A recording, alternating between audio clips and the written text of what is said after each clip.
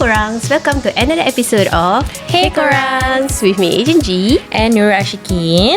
And this podcast is brought to you by our friendly financial advisor Nurul Ashikin. To know about financial investment, to grow your wealth, or anything about financial, you can call Nurul at 91124910. And this podcast is brought to you by your friendly Agent G. Kau tak ada skrip Sumpah dia lain. And this podcast is brought to you by Agent G, your awesome real estate agent who can answer all your queries pasal rumah. So to jual, beli, to nak invest pun, you can reach out to Agent G at 90259924. Habis sponsor punya ni kena cut. Sponsor kena cut lah. Yelah, pasal tak memorize skrip. Maaf Korangz, maaf. Nurul busy lah layan klien. Okay.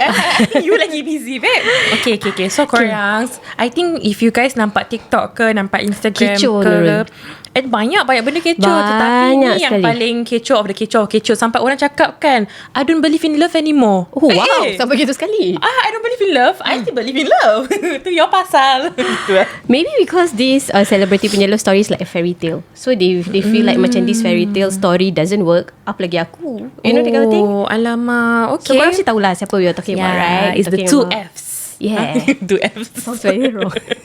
Yes, it's about Fattah Amin dengan Fazura. So Nurul, are you Team Fattah or Team Fazura? I macam okay, I'm a bit on Team Fazura actually. Oh, Okay, gitu I tengah-tengah. Kau tak dapat hit lah. Aku tengah. dia tengah-tengah. Kira Okay. neutral lah, neutral. Because actually I kind of faham both situation.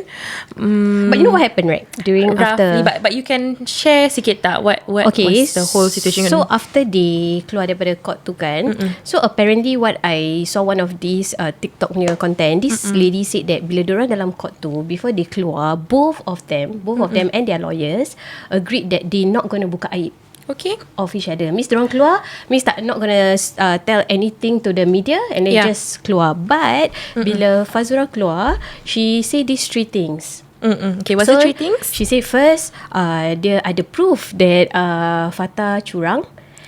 And then dia cakap Fattah tak kasih duit nafkah to her and her daughter. And then lagi satu, she said that kalau dia kena condemn dengan netizen, Fattah is not there for her emotionally. Okay.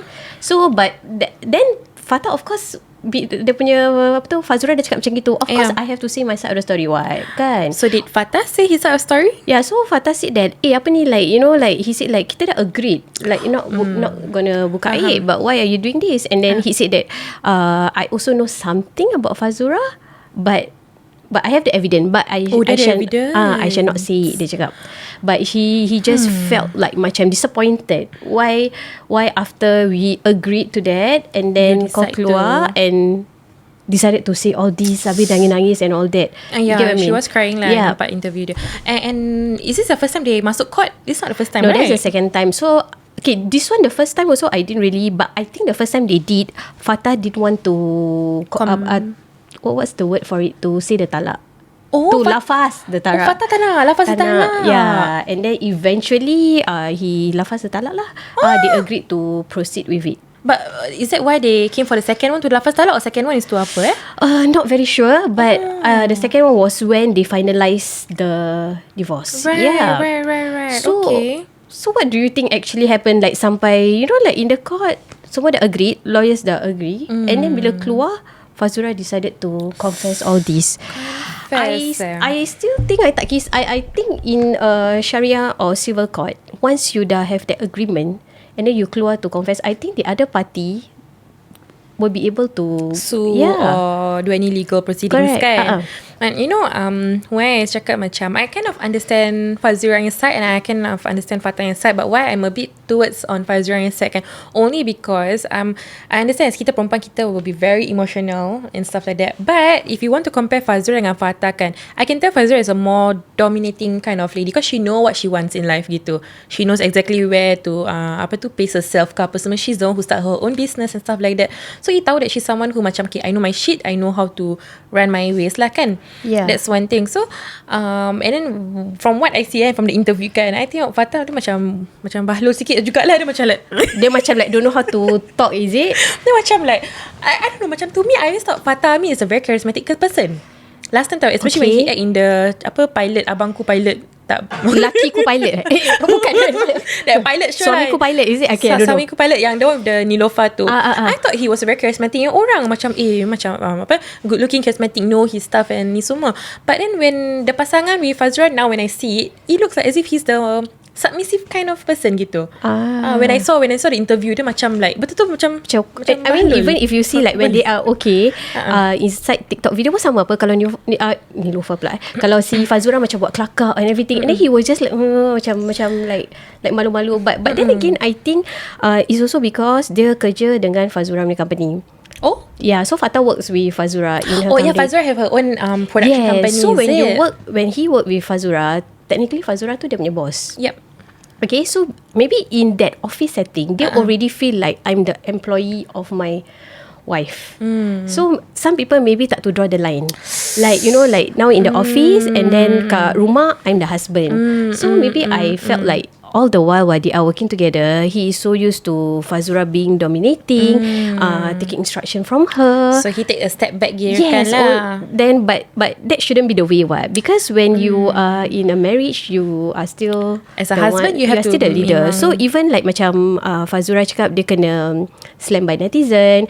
Maybe like Fattah didn't do that. Macam just like, oh ya ke sayang, oh are you okay? Yeah, maybe for her, she would want a guy that can take over and like can fight for her and all that. And then maybe it's lacking in that in their marriage. Because apa tu, why I cakap macam I can resonate a bit to Fazura is because macam me and my husband also like he joined my company where I'm his mentor kirakan, you see. Oh, okay. Yeah, so then in kerja is really he has to listen to me in a sense, macam advice semua dia take from me kan. But then bila balik rumah pula, he has to bring up the persona of I'm a man, I'm a husband, I'm your suami lah kirakan. He has to be the stronger one, even my character memang very dominating orang. Macam kalau kita both nak keluar ke apa, I will always decide this kind of thing semua, right? But then initially me and my husband pun kita have this miscommunication where I felt lah macam asal dia keeps taking a step back. But then I realised alamak, because from work he also terbawa balik kat rumah, and I don't never communicate with him sangat. Because you see macam even in Malaysia kan, maybe Ain Idrus, she also considered very dominating the video all you saw, right? And then Vivi Yusof also very dominating also. But how is it that their marriage is something that is very macam very lovey-dovey and stuff like that? Because my husband pun, he's a very soft-spoken guy, that kind of thing kan. Then I really feel between Fazura dengan Fattah kan, I think Fazura really kept a lot of things to herself. She don't really let it out to Fattah.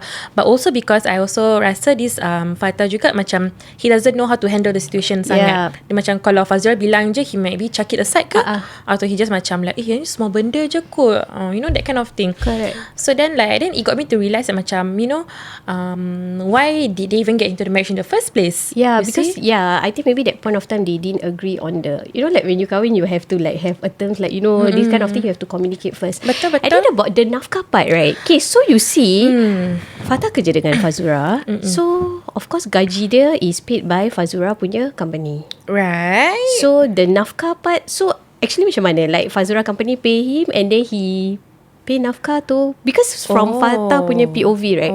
If the husband, aku kerja dengan kau example, like for them, for him will be like, this can be form of nafkah also, what? I'm helping my wife with the with the company.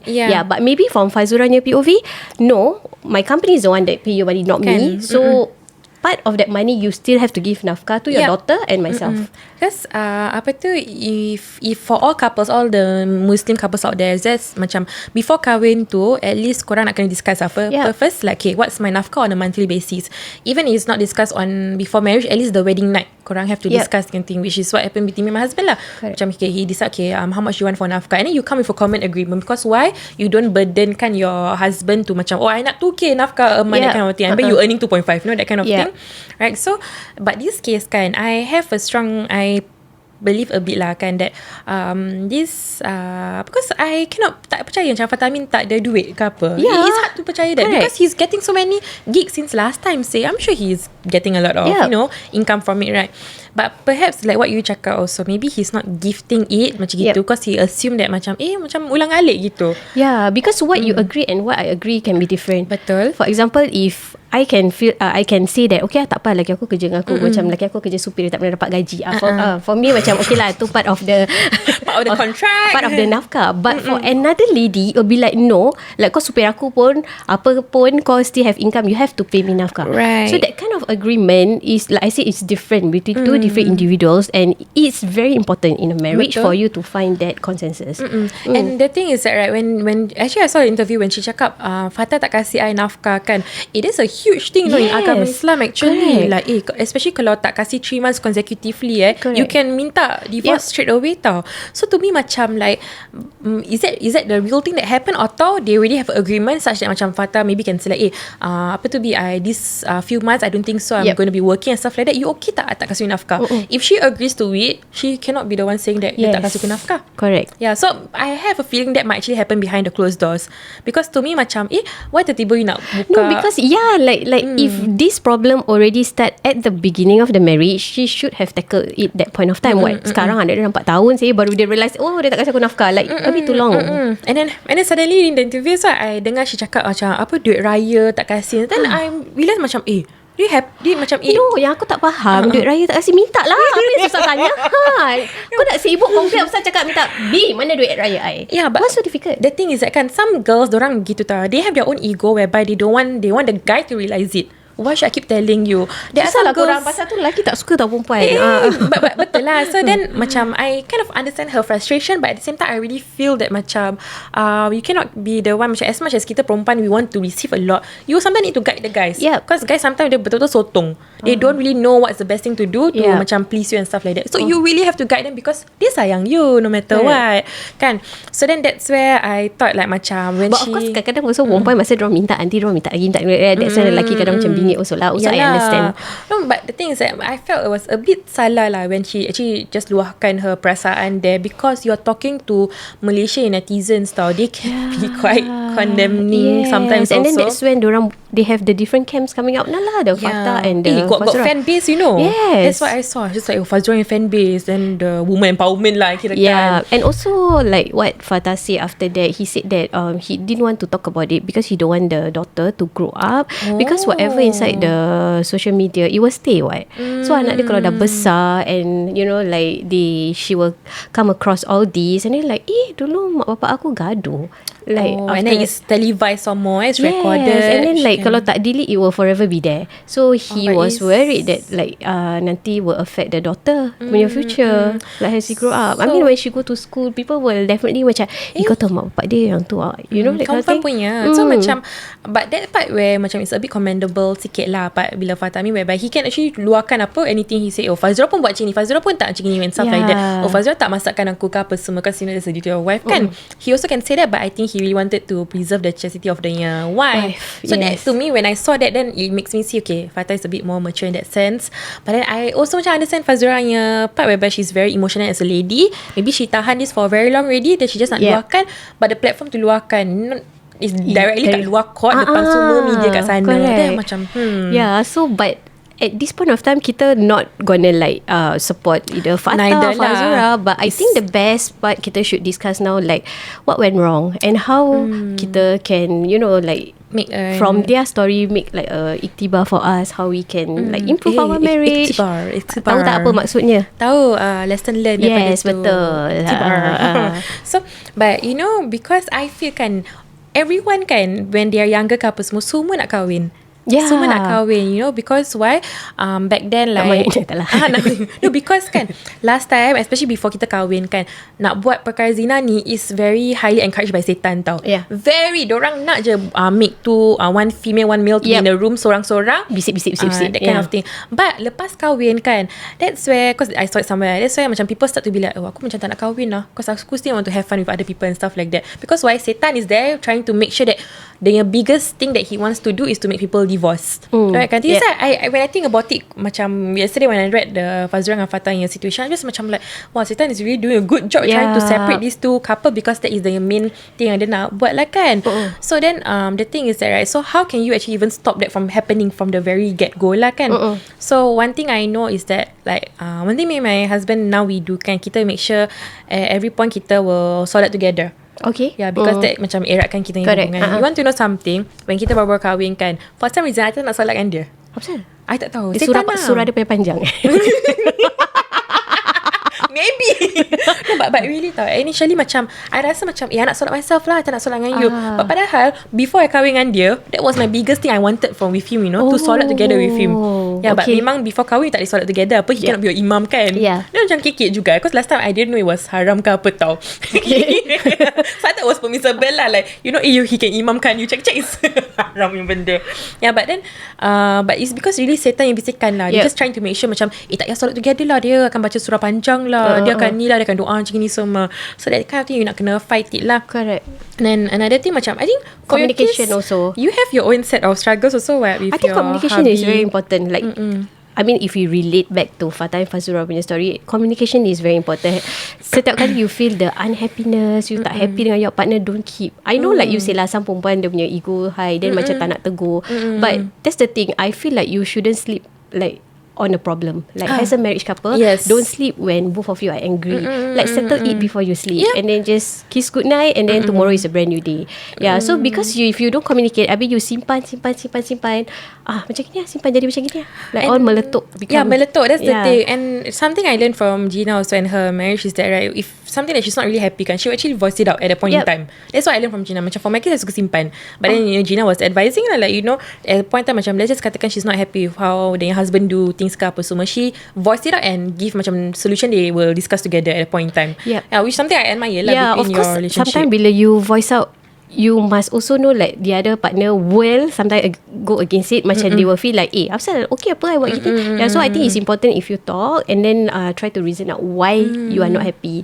And then if he have his own reason, and reason dia tu can be accepted, and then you try lah to meet somewhere. And then sometimes you tak realise tau, you ingat macam betul lah kau salah aku, but then when he reason out to you like actually dia cakap betul sih, why not I try to come to his level. Of course like it's not easy, but I think when you are in a you marriage union, you have to do that. Memang have to. If not, how can you tahan for another 20-30 years? Susah sih dengan sometimes guy punya character. Sometimes kita really nak macam cekik orang macam gitu tau. But at the end of the day, there's a reason why Allah created us such that we are in pairs, because you want to find comfort with each other, you want to find peace among each other, kirakan, right?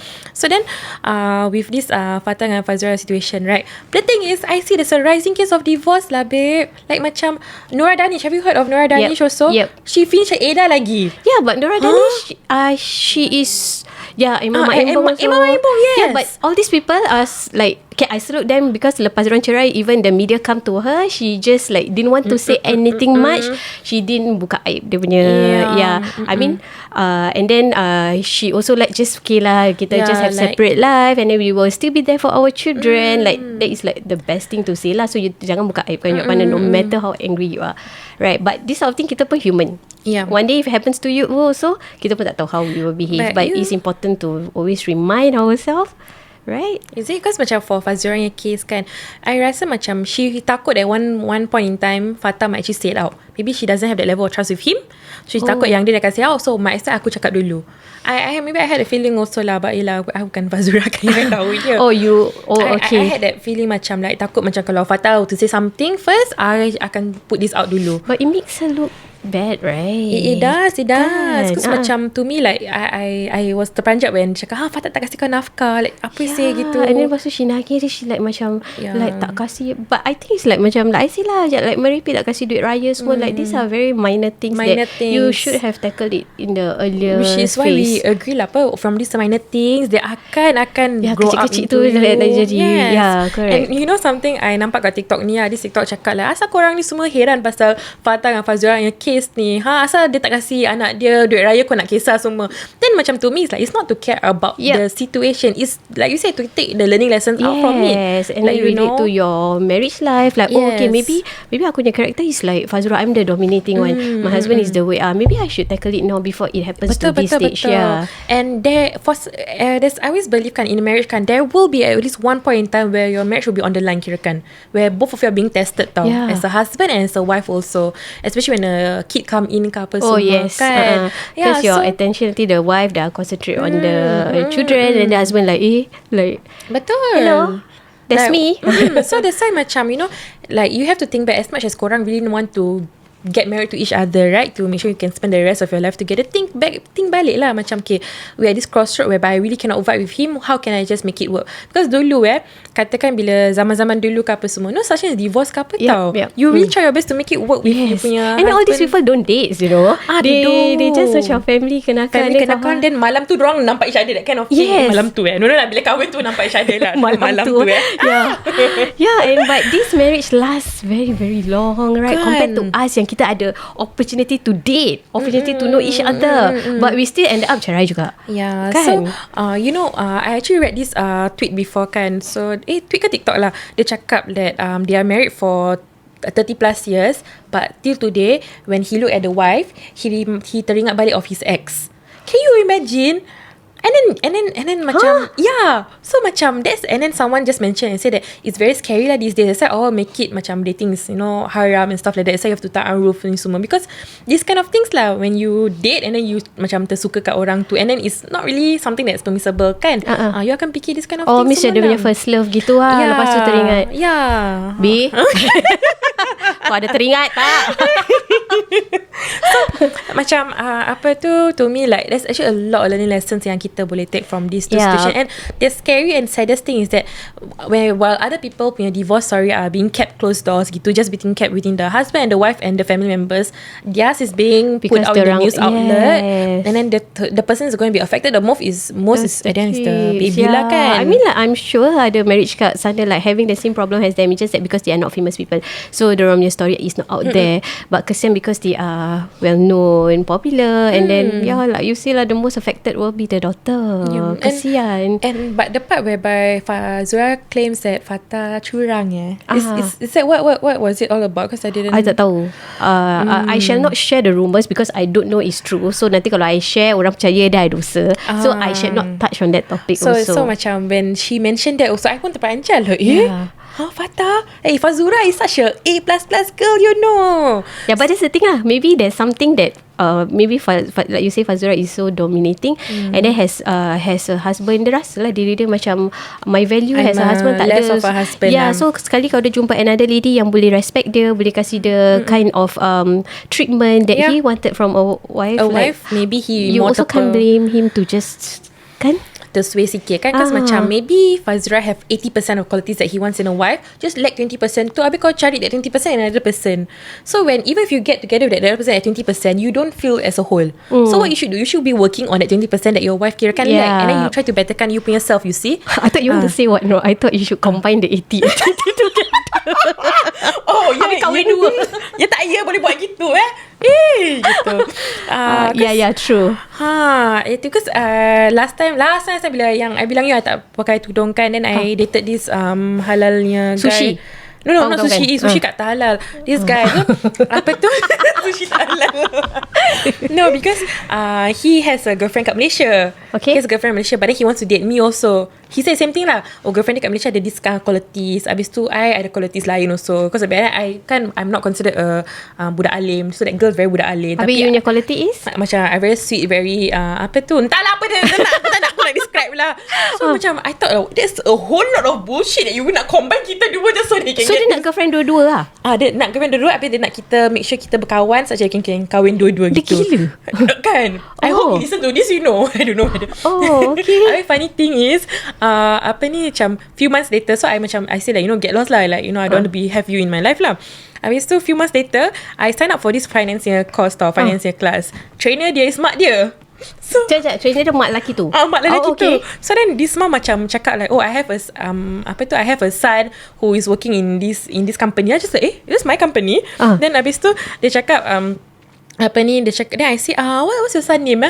Bloop bloop bloop bloop bloop. Then I just like, that one my colleague. Then he just macam, then she look at me. Then she just macam, time tu dah bertudung belum? Belum pakai tudung. Then after that she keeps talking about the girlfriend that he was having lah. Because apparently there's one time when he video call me, mak dia pass by. So mak dia macam, this girl look familiar. Gitu habis?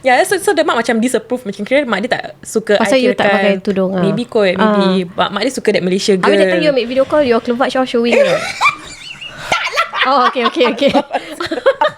Maybe mak dia tengok apa ni. Apa tu tetek? Yeah, so macam you know there are this kind of guys gitu macam aku tak boleh dapat the full 100%, okay let me diorang combine-kan together. Nonsense ya.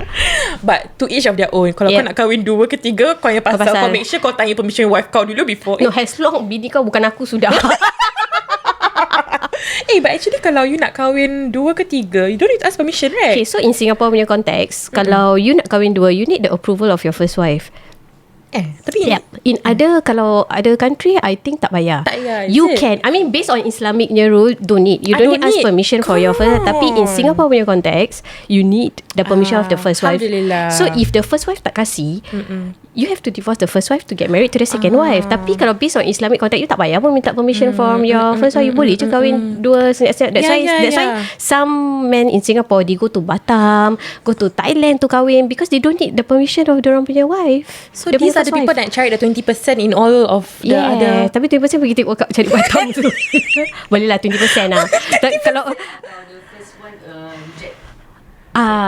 for example Miss dia pergi court, lepas tu dia tanya first wife dia like boleh tak kalau tu, habis the first wife no, I don't approve. Then no choice lah. But that's the thing, you see, macam I don't like it when a lot of guys cakap kat dalam Quran boleh kahwin 4 wife ke apa semua. Cina suara. Okay like in Quran cakap I can marry 4 wife and stuff like that. Quran suruh kau solat 5 waktu, kau tak solat 5 waktu tu, suruh buat tahajud, kau tak buat tahajud, kau nak kahwin 4. Dah kata belum? Exactly. So macam the things that people don't understand, that the reason why it's encouraged for us to kahwin 4 is because it's a financial responsibility for us to jaga the second for us to macam take in ladies who are maybe macam anak yatim ke and stuff like that semua. And you also must have the financial capability to jagalah tu. Kalau first wife pun kau tak terjaga, macam mana? Tapi all these guys yang nak kahwin 3, 4, 5, 6 ke apa semua, it's all to settle their nafsu. Maybe their first wife tak boleh settle apa-apa nafsu, then diorang nak cari tempat lain ke apa semua. Aku geram. No, but some guys cakap daripada aku buat dosa, baik aku kahwin. Halal what? Kahwin lah kau, kahwin. Aku nak kasih kau advice, kau nak begitu kat aku. Dia say daripada aku buat dosa, aku kahwin lah. Apa tu? Apa pasal ada bunyi kat belakang tu? Nak kena campak mic. So that's why they say like to halalkan daripada aku main prostitute ke, baik aku kahwin second wife. Kau kahwin lah dengan but the financial obligation you have not settle. Abang kau nak settle kau punya nafsu bawah gatal kau. Bawah gatal. Geram. But that's why I also believe that kita as perempuan, kita need to know how to stand on our own. So maybe it's kind of good to have a bit of the Fazura traits, whereby she just macam this guy is not giving me anything, let me find my own other guy, let me find my own money gitu. So kita as girls, again, no matter as much as, and also I think they feel superior juga because lelaki dia kerja under dia kan. They feel macam somehow because I do know a lot of girls who are dominating, and husband diorang macam like, you know, just be a very good supportive partner. Maybe Fattah is not that supportive partner that she also needs, kan? Tu macam add up to the burden yang dia ada. Macam dia lah kerja aku, lepas tu aku ada problem, kau tak nak tolong, tak guna lah kau ni. Macam gitu. No, but I really see the difference tau. Last time he's really like the very eating tau, the very big star, that kind of thing. Macam orang macam so handsome, but now he really looks like macam bacin sih. Dia macam tongok sikit. Aku tengok dekat interview. Actually tu. I see. It's like Fattah made up a bit. So dia punya the tone he use also macam he's like macam dia macam look jadi fitted punya tone like that. It's possible that, you know, maybe you're under influence of your dominating wife, that you tend to macam like aku sorry I cannot. Maybe kat office Fazura macam Fattah mana aku punya report, dia macam kena gitu kot. Sabar bos, saya akan siapkan sekarang macam gitu. Tak kena high pitch sikit. Dia macam okay. Okay. Saya datang buat report. But again, macam at the end of the day, macam, you know, when we have this kind of stories that's being shared on the news ke apa semua, don't take it as a form of gossip to share with your makcik-makcik. Macam kau tahu tak si Fazura tu cakap ni kau jangan. Habis kau tahu Fattah tu sini tu yang act dengan Nilofa tu. Nilofa. So yeah, it's important like you say lah, use it as a learning lesson for you. Iktibar. Okay.